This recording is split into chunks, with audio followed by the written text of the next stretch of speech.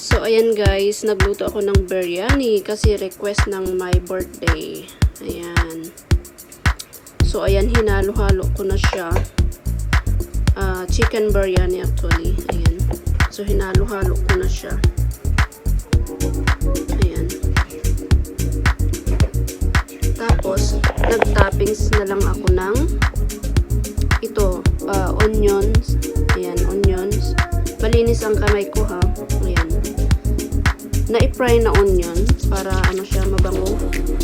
Ayan, fry na onion. Tsaka mag-toppings tayo ng coriander. So, ayan guys. So, ayan, dadalhin namin sa birthday ng kaibigan ko guys.